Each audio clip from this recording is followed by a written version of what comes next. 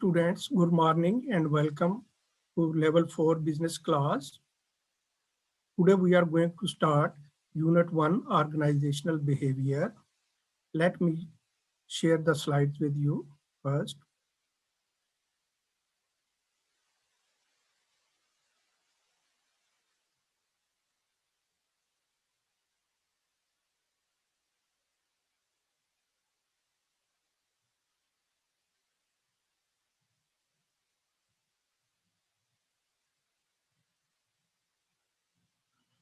Today we will talk about organizational behavior and you will learn what is organizational behavior, and also you will learn about the historic development of organizational behavior by looking at different theories and views that were a source of development the organizational behavior field.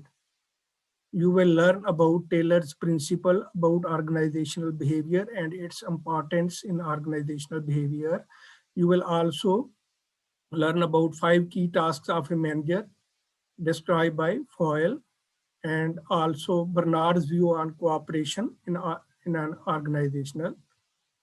In the end, you will learn about McGregor's theory X and theory Y assumptions about employees and Morgan's 8 organizational metaphors and their importance for an organization.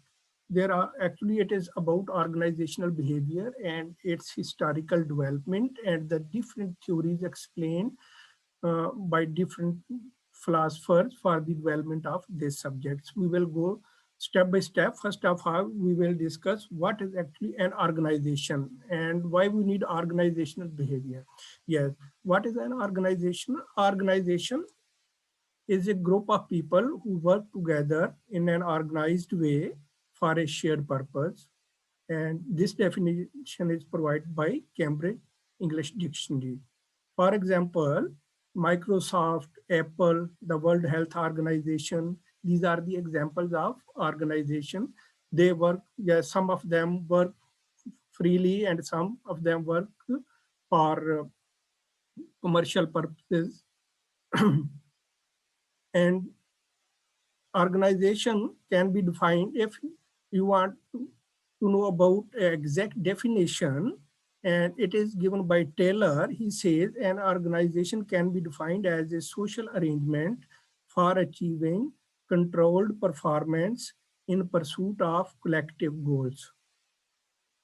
Every organization has its goals and objectives, and it strives to achieve those goals and objectives. Now we will see what is an objective and what is a goal. Goal is a future expectation. Mullen says it is a future expectation, something the organization is striving to accomplish. Every organization has its motto, its objective, which that organization wants to achieve, and goal. Goal is actually the main thing they want to achieve. And for this, they set first their objectives. Objective is usually a step on the way towards a goal. What specific people or group have to accomplish if the organization is to achieve its overall goals.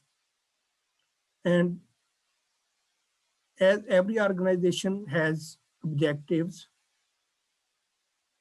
what type of objectives should be and how it should be achieved?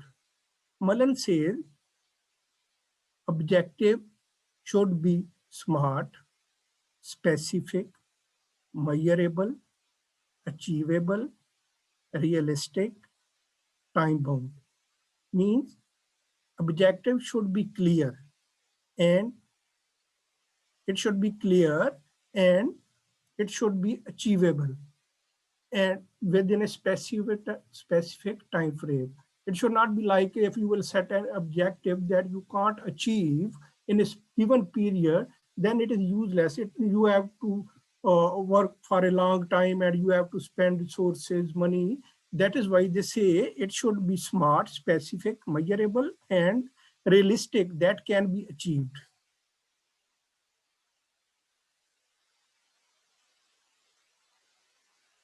Now we will say, what is an organizational behavior? In general, it is the study of human behavior in organizational setting. How human behavior interacts with the organization and the organization itself.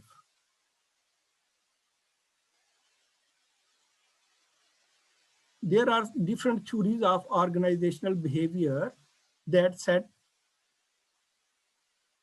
pattern and inform about the real world of evaluation and management of group of people.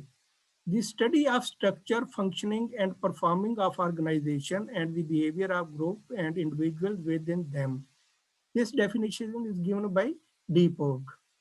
But Stephen P. Robbins says a field of study that investigates the impact of individual groups, structures, and behavior within organizations for the purpose of applying such knowledge towards improving an organization effectiveness. These are the definitions given by Deepak, Stephen Robbins, and there is also one general definition of organization behavior. Actually, it is the study of human behavior within an organization, how the humans behave and interact within an organization. Organization behavior is about the people in people management. You can say it is about the people in people management. It deals with, in every organization, when people are working, there are different departments like human resource department that recruits, and management that deals with the management, and upper level management and lower level. There are different uh, hierarchies of management, starting from chief executive to supervisor, going down to supervisor or the layman, and they think about themselves. Yes, that is why it is said organization behavior is about the people in people management. It deals with like job security, careful hiring, power to people, generous pay for performance, lots of training, less emphasis on status, trust building. These are the issues people discuss within an organization. They discuss with each other, then they inform to their manager, then manager to director, and then it goes to the CEO. These are the issues generally discussed within organization. And organization behavior covers all these issues.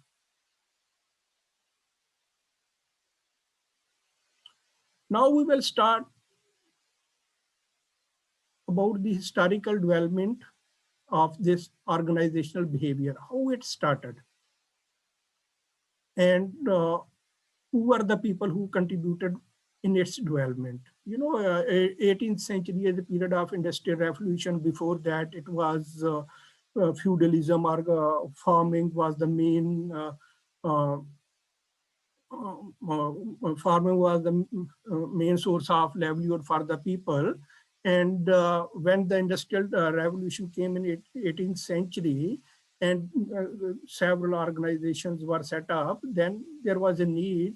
There was a need how to manage the people who are working in an organization. And now we will see how it developed, how it went on. We will see shift from feudalism to capitalism, and from an agriculture base to society to an industrial one. 19th century sociologist Karl Marx, Emile Durkheim, and Max Weber were the first one who discussed this organizational development in their works. Max Weber was the first to study the working of organization and the behavior of people within organization.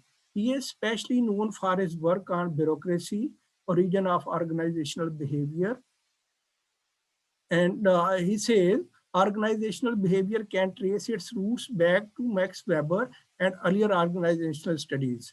Yes, and especially his work on hierarchical theory of bureaucracy, and in which he discussed the charismatic leadership yes, it gave a boost to the organization behavior when he gave the idea of this charismatic leadership and how it works, how it manages different action like this. Now see, the Industrial Revolution is the period from approximately 1760 when new technology resulted in adoption of new manufacturing techniques, including increased mechanization. The Industrial Revolution led to significant social and culture change, including new reforms of organization. Analyzing these new organization forms, sociologist Max Weber described bureaucracy as an ideal type of organization that rested on rational legal principles and maximized technical efficiency. After him, Frederick Taylor was the first man who gave the scientific management theory of organizational behavior. He gave principles how to manage scientifically, how to manage people in a proper way. He says in a scientific management theory, its main objective is improving economic efficiency, especially labor productivity. It was the it was one of the earliest attempts to apply science to the engineering of process and to management. Frederick Taylor started the scientific management movement. He and his associates were the first people to study the work process scientifically. They studied how work was performed and they looked at how this affected work productivity. Taylor's philosophy focused on the belief that making people work as hard as they could was not as efficient as optimizing the way the work was done. In 1909, Taylor published the Principles of Scientific Management. In this, in these principles, he proposed that by optimizing and simplifying, job productivity would increase. Taylor's principles are as follows. Replace working by rule of thumb or simple habit and common sense, and instead use the scientific method to study work and determine the most efficient way to perform specific tasks. He says that you don't follow blindly the thumbnail rule that you have to do this. No, apply scientific method to study work and determine most efficient way how it can be achieved. Yeah. He says rather than simply assigning workers to just any job, match workers to their job based on capability and motivation and train them to work at maximum efficiency. He says choose the right people, train them and assign them the duty to finish this job in a specific time period. Monitor work performance and provide instructions and supervisions to ensure that they are using the most efficient way of working. He says monitor their job, how they are performing, give them instruction and supervise them. And in this way, they can complete this task in a better way.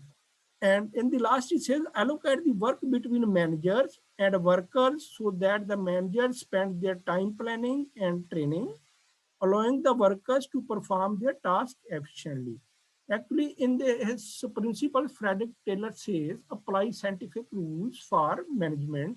He says, yes, you should choose the right team, train them, monitor them, assign them a duty, monitor them, and guide them. And in this way, they can complete the task in a better way.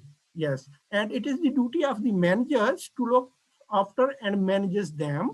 The manager's task should be to managing the workers, to give them training and ask them to do their job efficiently. After Frederick Taylor, Henry Foyle gave his 5 key tasks of a manager. Yes, after Frederick Taylor, Henry Foyle was the man who gave his 5 principles for the development of this organizational behavior. He says, if you will follow these 5 principles, follow these principles, organization will work in a better way. And he says that manager should complete these 5 tasks. Manager's tasks, according to him, are planning, organizing, commanding, coordinating, and controlling.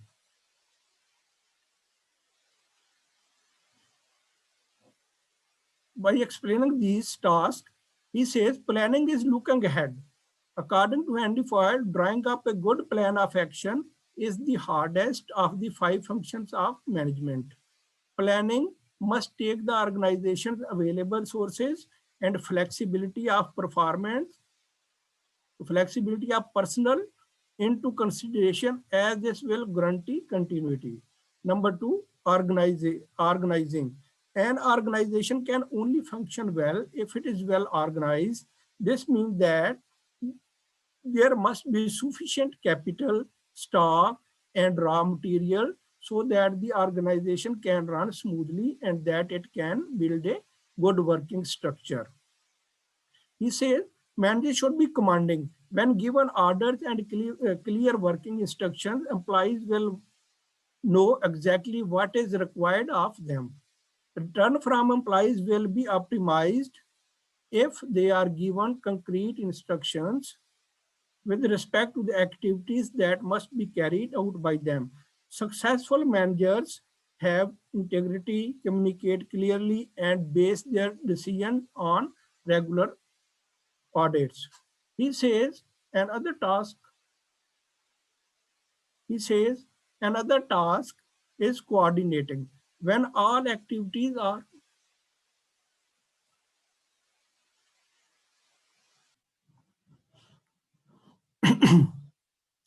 students, we are talking about Handy File's 5 key tasks which a manager will perform. And the number 4 is coordinating. When all activities are harmonized, the organization will function better. Positive influencing of employees' behavior is important in this way. Coordinating therefore aims at stimulating motivation, discipline within the group dynamics. That is why managers should coordinate between the employees. And the 5th one is controlling. Controlling is verifying whether everything is going according to plan. The organization knows exactly whether the activities are carried out in conformity with the plan. These are the 5 tasks which a manager should perform according to Handy File to run organization in a better way. And next is Chester Bernard's cooperative system. What is a cooperative system? Bernard says, in our organization, cooperative system are arrangements to accomplish things we can't do alone. That is why he says cooperative system will work effectively within the organization. Bernard views organization as cooperative system, which he defined as a complex of physical, biological, personal, and social components, which are in a specific systematic relationship by reason of cooperation of 2 or more persons, or at least at one definite end. Within an organization, goals are imposed from above, but willingness comes from the bottom up. Authority only is realized when those below accept and comply with that authority. Communication, authority, specialization, and purpose are all aspects comprehended in coordination. Thus, our organization is purposefully coordinated system of communication, linking all the participants. And when they are linked, they will cooperate with each other. And in this way, Bernard says organization will work in a better way. Now we will see the Douglas McGregor's theory X and theory Y. According to him, theory X and theory Y, it explains the positive and negative aspects of the employees who works within an organization. In 1960, Douglas McGregor formulated this theory, and they say theory X and theory Y suggesting 2 aspects of human behavior at work, or in other words, 2 different views of individuals implies, one of which is negative, called as theory X, and the other is positive, so called as theory Y. According to McGregor, the perception of managers on that nature of individual is based on various assumptions. According to him, yes, when says discussing theory X, some employees say most people dislike work, they avoid it when they can. But theory Y is work is a natural activity like play or rest, and they will perform. While doing this, they will enjoy it. And again, he says most people must be corrected, most people must be coerced and threatened with punishment before they will work. People require close direction when they are working, but who think positively, they say people are capable of self-direction and self-control if they are committed to objectives. And he says some people actually prefer to be directed. They tend to avoid responsibility and exhibit little ambition. But the employees who think positively generally become committed to organizational objectives if they are rewarded. And uh, he says, for the employees who think negatively, work is a natural activity like play or rest.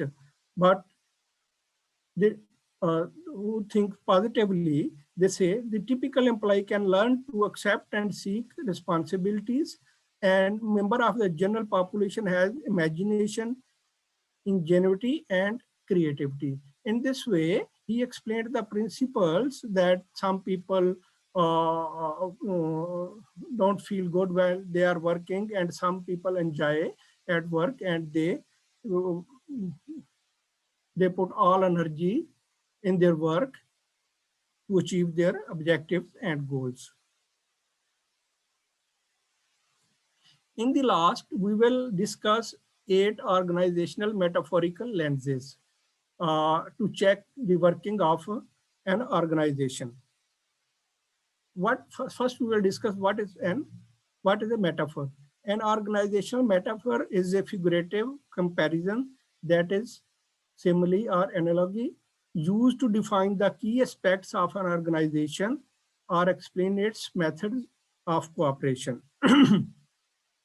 Organizational metaphors provide information about the value system of company and about employers' attitude towards their customer and employees. These are these eight metaphorical lenses are as following. First of all, it says machine. An organization is a series of connected parts are arranged in a logical order in order to produce a repeatable output. He says organization work like a machine. Yes, you can repeat it, and it comprised of components like a machine, and you can repeat a task.